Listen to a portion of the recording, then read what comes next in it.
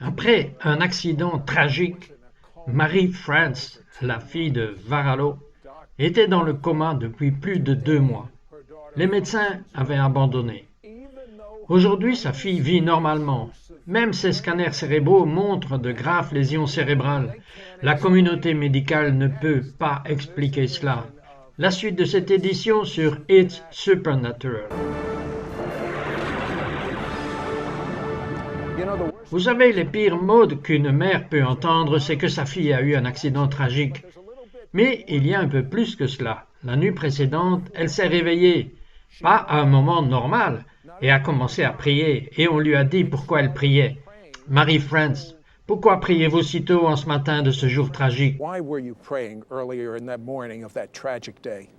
Oui, il était environ 4 heures du matin, et Dieu m'a réveillé et m'a dit, je veux te parler au sujet de tes enfants. Alors je suis descendu, prier, et il m'a dit, demande-moi ma grâce et ma miséricorde pour ton enfant, ce qui n'avait pas beaucoup de sens. Je ne l'avais jamais entendu dire cela auparavant. Et pour autant que je sache, les enfants étaient formidables, vous savez, hors de l'école et faisant ce qu'ils voulaient faire, et donc tout semblait bien. Mais il savait que quelque chose arrivait. Et alors il m'a dit, demande-moi ma grâce et ma miséricorde. Et c'est environ 5 heures plus tard que nous avons reçu un appel téléphonique à propos de Christina. Et qu'est-ce qu'il disait? Eh bien, il disait, Madame Varallo, vous devez venir à l'hôpital, votre mari est déjà là, votre fille a été victime d'un terrible accident, et l'infirmière de votre mari vient vous chercher. Et donc j'ai raccroché le téléphone, mais quand je l'ai fait, j'ai cru, au fait, son mari est dentiste, c'est pourquoi c'est l'infirmière de votre mari, mais allez-y. Ok, et j'ai raccroché le téléphone et j'ai entendu les mots « vie et plénitude », Marie-France. Vie et plénitude pour Christina. Et j'ai eu cela et c'est resté en moi tout le chemin vers l'hôpital. Et puis quand je suis arrivé là-bas, la famille était là et Nick, mon mari, a commencé à me donner la litanie des blessures de Christina. Comment était Christina avant l'accident? Ouais, elle mesurait 5 pieds et 2 pouces, elle était blonde aux yeux bleus, brillante et d'une beauté exceptionnelle, une athlète, une fille très populaire, une leader étudiante et remplie de Dieu, vous savez. Et qu'est-ce qui n'allait pas chez elle avec ce tragique accident? Elle était dans le coma, son cerveau avait été cisaillé. Vous voulez que je vous raconte comment c'est arrivé? Oui. Elle se rendait au travail et elle est arrivée à un feu. Et elle a traversé le feu, mais aussi un camion de lait. Et le camion de lait est passé et a percuté le pont et un grand poteau électrique est tombé à travers le toit et a pris son oreille et a cassé son bras et sa hanche droite. Et puis une voiture est venue par ici et l'a toute cassée. Elle a fracturé tout le bassin et a rompu la rate, puis a brisé les côtes, a déchiré l'aorte de son cœur, puis a cisaillé son cerveau. Mais il se trouve que 2 voitures derrière elle, il y avait un camion paramédical qui essayait de monter sur l'autoroute. C'est un peu de miséricorde. Et les ambulanciers sont entrés dans la voiture. Tout était écrasé, mais ils ont réussi à trouver leur chemin. Lorsque vous l'avez vu pour la première fois, décrivez ce que vous avez vu. Oh mon Dieu, c'était ce soir-là, même après toute la chirurgie, notamment de la chirurgie à cœur ouvert, vous savez, pour l'aorte déchirée. Et donc, quand nous avons été autorisés à entrer, mon mari, notre fils Nicolas et moi, nous étions là. Et il était difficile de croire que c'était notre jolie fille.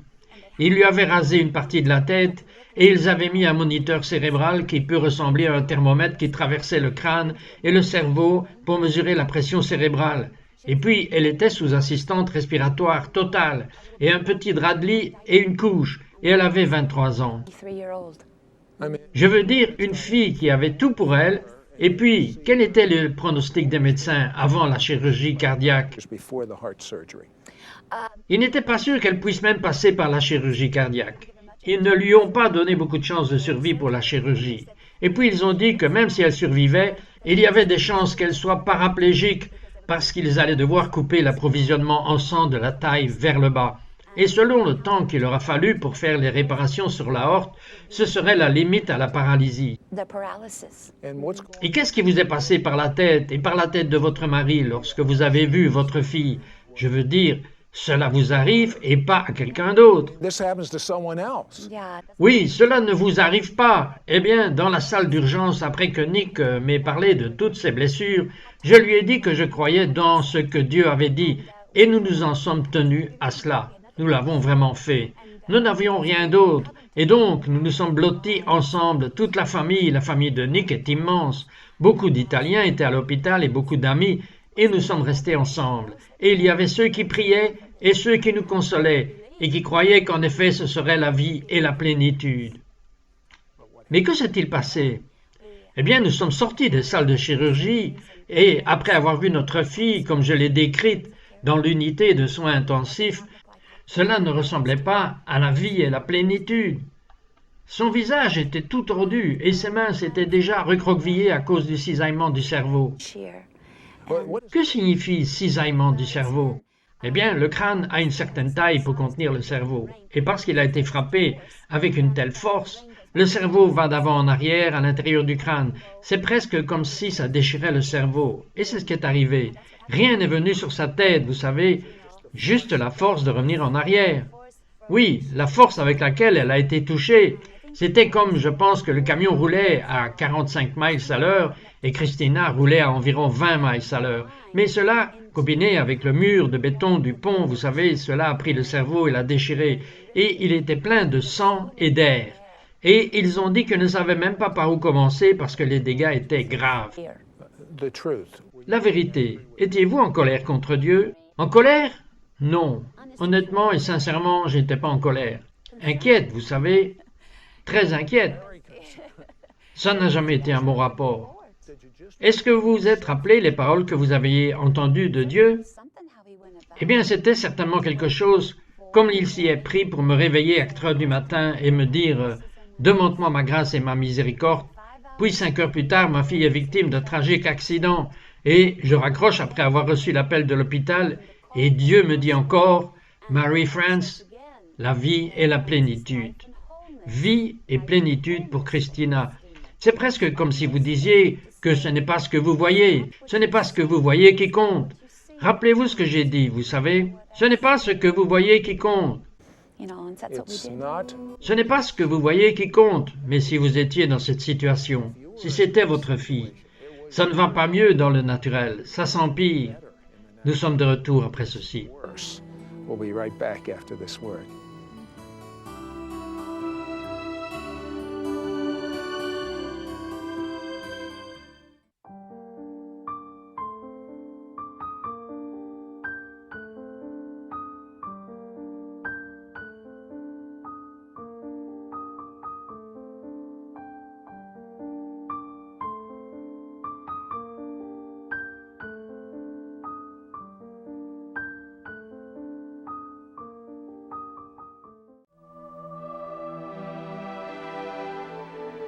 Hello, Sid Roth. Bonjour, c'est Rod, votre journaliste d'investigation. Je suis ici avec Mary-France Varallo.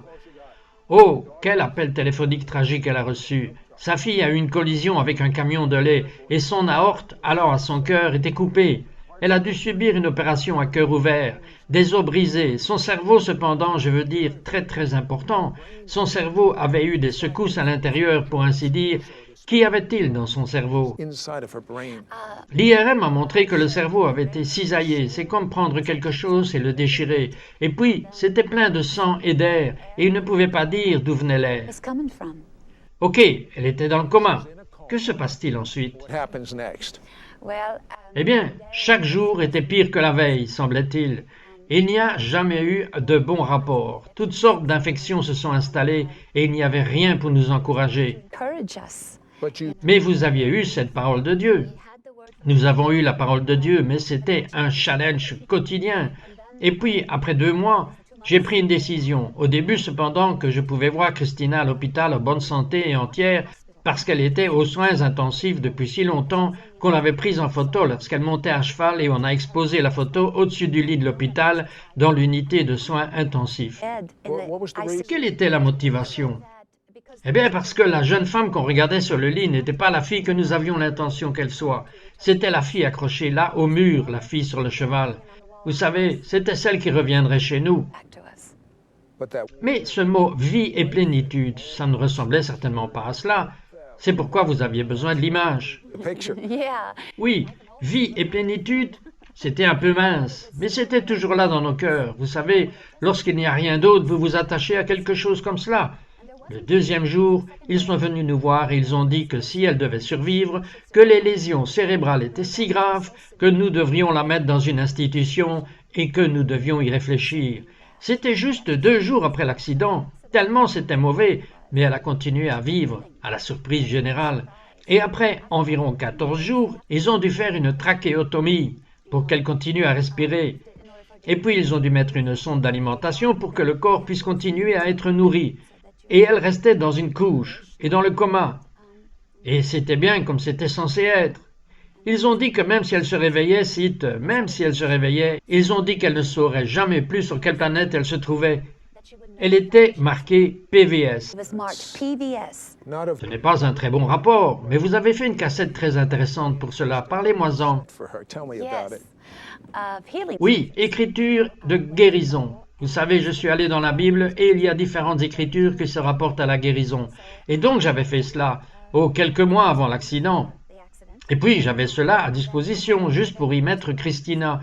Et donc cela est resté sur elle parce que vous savez, ils disent que votre esprit est toujours réveillé, mais votre corps se repose. Rest. But it's still Mais cela devait quand même être difficile à regarder votre fille comme cela. not like that. It was terrible. C'était terrible, c'était vraiment le cas. Quand vous êtes habitué à quelqu'un qui est si actif et si brillant, et là, elle gisait. So, Combien de temps est-elle restée dans le coma? Un peu plus de 2 mois. Nous étions 2 mois en soins intensifs et puis nous avons dû la déplacer. Ils ont dit qu'il fallait trouver une maison de retraite pour elle. Et mon mari et moi n'étions pas d'accord avec cela. Nous voulions plus pour elle que des soins infirmiers. Nous voulions un centre de réadaptation qui la recevrait. Receive her. and did Et qu'est-ce que les médecins ont pensé d'un centre de rééducation? Oh, ils n'étaient absolument pas d'accord. En d'autres termes, ils l'avaient décrite comme désactivée. Oui, enfin, essentiellement, elle était marquée PVS, ce qui est persistant ou permanent, un état végétatif. Et donc, c'était une maison d'infirmières. Vous savez, c'est tout ce qu'ils étaient d'accord, ce qui nous a laissé un peu dans l'embarras avec les compagnies d'assurance et d'autres médecins. Et donc, nous étions un peu seuls dans ce que nous allions avoir à faire. Alors nous sommes allés à Washington, D.C. So we traveled to Washington, D.C. that's a sound. Ça a l'air horrible, un état végétatif permanent. Aimeriez-vous ce rapport sur votre fille? État végétatif permanent. Mais vous avez décidé que vous alliez la mettre dans un peu mieux qu'un simple endroit pour végéter. To vegetate. Yes, right. Oui, c'est vrai, nous avons enquêté, il y avait 3 centres de réadaptation aux États-Unis qui pouvaient la recevoir, et nous sommes allés vers eux. Ma fille est restée avec elle à Nashville, et puis nous avons choisi Houston. Le docteur Bank était là, il était merveilleux, et nous avons choisi Houston, Texas, une institution de réadaptation et de recherche. And research. But you Mais vous avez un peu plus négocié lorsque vous avez décidé de déplacer votre fille là-bas. Oui, nous l'avons fait. Et que s'est-il passé? Eh bien, nous devions avoir notre propre avion car l'hôpital n'était pas d'accord avec nous. Et Nick voulait vraiment l'amener là-bas aussi vite que nous le pouvions car il y avait encore de tels problèmes avec son cœur et avec sa respiration que nous savions que nous ne pouvions pas maintenir son corps pendant un long vol. Et donc, Marie-Nick a obtenu un jet Lear d'Atlanta et une équipe médicale. Et ils sont venus à Nashville. Et ils sont montés dans la pièce pour chercher Christina. Et elle avait de la fièvre à ce moment-là. Et personne n'était d'accord avec ce mouvement. Et il y avait un chirurgien traumatologue, le docteur Ed Rutherford, qui a dit « Eh bien, donnez-lui une chance. Elle est si jeune. » Et c'était à peu près tout. Et donc, nous avons dû monter dans un monte-charge. Et nous étions tous entassés dans le monte-charge. Pas de médecin, pas d'infirmière, juste l'équipe de vol. Vous savez, l'équipe médicale. Et en bas, nous sommes arrivés dans un couloir pour chercher notre ambulance. Et puis nous arrivons à la porte pour sortir dans le parking, jusqu'à l'ambulance. Et les gens courent vers nous parce que le moteur de l'ambulance était en feu. It was on fire. hold that. Maintenez cette pensée, je veux dire c'est mauvais. Mais maintenant ils prennent leur fille contre l'avis des médecins qui voulaient qu'elle soit un légume permanent et l'ambulance a un incendie. Nous sommes de retour après ceci. Has a fire. We'll be right back after this word.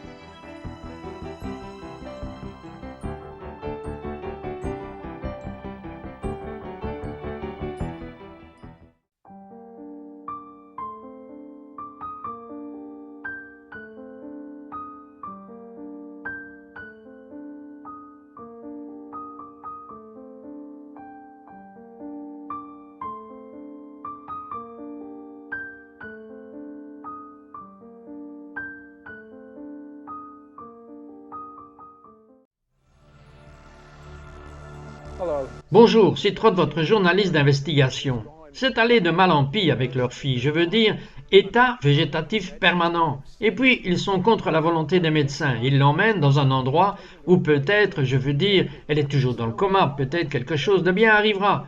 Les médecins disent « Non, il n'y a aucune chance ». Et un médecin a dit « Donnez-lui une chance ». Et ils sont en route pour emmener leur fille dans l'ambulance pour aller dans le jet. Et là, l'ambulance prend feu. Catches on fire. But Mais Mary France, l'ambulance est en feu, que faites-vous? what do you do? Eh bien, nous allions attendre tout de suite dans le couloir jusqu'à ce qu'on nous le dise. Mais soudain, le réservoir d'oxygène portable qui était lié à la trachéotomie de Christina a commencé à faire du bruit, un bruit de grincement. Ils ont regardé la jauge et elle était juste à court d'air, ce qui normalement n'aurait pas dû être. Alors un ambulancier dit à l'autre « Où est l'autre réservoir ?» Ils ont dit « Dans l'ambulance en feu. » Oh là là! Et maintenant, ils savent qu'ils sont à court d'oxygène. Et Christina commence à faire du bruit. Et en d'autres termes, elle a besoin d'air. Et ils ont dit, où est la salle d'urgence? Eh bien, nous ne savions pas parce que nous étions descendus avec un monte-charge et personne n'était avec nous et nous ne savions pas. Et soudain, il n'y avait qu'une seule porte à l'arrière de l'hôpital et une porte de l'extérieur à l'endroit où nous nous tenions. Et soudain, cet homme se tenait là. Et nous l'avons tous regardé et il a dit, c'est ce que vous devez faire, passez par cette porte. Il nous a indiqué les directions pour nous rendre à la salle d'urgence. Alors nous sommes partis en courant avec elle, et nous avons regardé en arrière, il n'était plus là. Mais comment a-t-il même su ce que vous étiez censé faire? Nous ne savons pas. Vous pensez que c'était un ange? Je pense que oui. Qui d'autre aurait pu le faire? Et que s'est-il passé ensuite? Et puis, nous avons fait ce qu'il nous avait dit de faire. Nous sommes arrivés aux urgences. Eh bien, nous y sommes tous, nous n'avions aucune autorité pour être là. Nous devions partir, en d'autres termes. Et puis l'équipe médicale de vol a crié, ils ont dit « Nous avons besoin d'oxygène pour le patient ». Et ils ont dit « Qui êtes-vous? Vous ne pouvez pas être ici ». Et tout le monde a commencé à sauter et à faire comme ceci. Et puis soudain, cette femme est apparue. C'était une infirmière. Et elle a arrêté tout le monde. Elle m'a regardé, elle a dit « Je vous connais, suivez-moi ». Je ne la connaissais pas, mais j'ai rien dit. Et je l'ai suivie dans une autre pièce où il y avait tout ce dont nous avions besoin. Ils ont pris soin de Christina. Et puis on nous a dit que ce serait 1 heure avant qu'il y ait une autre ambulance. Mais tout d'un coup, on a frappé à la porte et ils ont dit « Votre ambulance est ici ». Et donc nous sommes allés dans cette ambulance jusqu'à l'aéroport où l'avion nous attendait. Et vous pensiez qu'au moins vous pourriez l'amener à cet autre hôpital? Ok, mais vous ne pouvez même pas atterrir. Que s'est-il passé? Unable to land. What happened? Oui, nous volions au-dessus de Houston et Christina commençait à avoir des difficultés à respirer et avec son cœur. Et donc l'infirmière demande au pilote « Dans combien de temps allons-nous arriver ?» Parce que nous étions en attente, parce qu'il y avait un trafic commercial devant nous, parce que nous n'étions pas marqués comme un vol médicalisé, mais juste comme un vol privé. Elle a dit « Nous arrivons dans environ 20 minutes. » L'équipe a dit « Elle n'a pas 20 minutes, il faut qu'on descende. » Et ainsi, il parla aux gens de la tour, et nous avons entendu les conversations. Et les différents avions commerciaux ont commencé à accepter d'encaisser, ce qui représente un coût en temps et en argent. Mais ils ont accepté. Ils nous ont appelés, vous savez, Lear. Notre numéro était à l'époque Lear. Et puis un capitaine, nous pouvions l'entendre dire « Dieu vous bénisse », un autre disant « Bonne chance ». Et puis, nous sommes juste tombés à travers l'entonnoir jusqu'à Houston et ils nous attendaient. Someone Quelqu'un regardait au-dessus. Oui, vous arrivez à l'hôpital, mais Christina est toujours dans son coma. Oui, la première fois qu'elle vous a reconnu. Parlez-moi à ce sujet. Oh, ce fut une journée merveilleuse. Soudain, le visage de Christina s'est détendu. Ses yeux n'étaient plus sous le joug. Regardiez-vous cela avec vos yeux? Oh oui, oui, oui, j'y étais lorsque Dieu l'a fait, j'étais là. Et son visage a commencé à se détendre, et ses yeux se sont remis en position normale, et elle a commencé à regarder autour d'elle. Et elle ne pouvait pas parler à cause du tube dans la trachée. Mais elle a dit, « Maman, maman, où suis-je? Qu'est-il arrivé? » how long had she been? Depuis combien de temps était-elle dans le coma? Je pense que c'est environ depuis 51 jours, environ 2 mois et demi. Les médecins ont dit qu'elle allait être un légume. Oh oui, mais elle était comme si elle dormait et qu'elle était réveillée. Aujourd'hui, dites-moi comment est votre fille. Your daughter is like. Elle est merveilleuse. Nous avons une photo de famille, je ne sais pas si vous l'avez tous compris ou pas, mais elle est belle. Elle court dans les courses. Ne les gagne pas comme une fois elle l'avait fait, mais le pare-brise a éclaté vers l'extérieur et donc elle n'a pas eu de dommages au visage. Elle travaille dans les relations publiques pour une grande entreprise à Nashville. Relations for a big company in Nashville. Et que montre le scanner cérébral aujourd'hui? Le scanner cérébral est à peu près le même, sauf qu'il n'y a pas de sang et d'air dedans. In other words, should En d'autres termes, devrait-elle vivre d'un point de vue médical? Oh non, c'est pourquoi elle est sur une petite puce informatique, un ordinateur médical à Denver, Colorado, où il n'y a pas de statistiques connues concernant la médecine des cas comme le sien. Cases like hers. what's the Quelle est la raison pour laquelle elle est normale aujourd'hui? today? She's better Elle est meilleure que la normale? than normal. Yeah, Oui, son père a dit qu'elle s'était réveillée plus intelligente dans tous les tests. Elle était déjà une élève exceptionnelle, mais elle est plus intelligente qu'elle ne l'était alors. Il ne peut y avoir qu'une seule raison. Dieu a dit vie et plénitude, et Dieu l'a fait. God did it. And I say, Et je vous dis au nom de Jésus, vie et plénitude. La vie, il n'y a qu'une seule vie, c'est la vie de Dieu. Lorsque Marie Varallo a répété la parole de Dieu, et encore une fois sur la cassette, la vie de Dieu est entrée dans sa fille. La vie de Dieu, c'est Jésus. Avez-vous besoin de vie? Repentez-vous de vos péchés, dites à Dieu que vous êtes désolé, et demandez à Dieu de vous pardonner. À cause du sang de Jésus, il a payé le prix de vos péchés, et demandez que la vie et la plénitude entrent en vous. Vie et plénitude.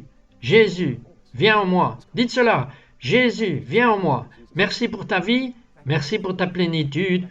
Merci Jésus. thank you, Jesus.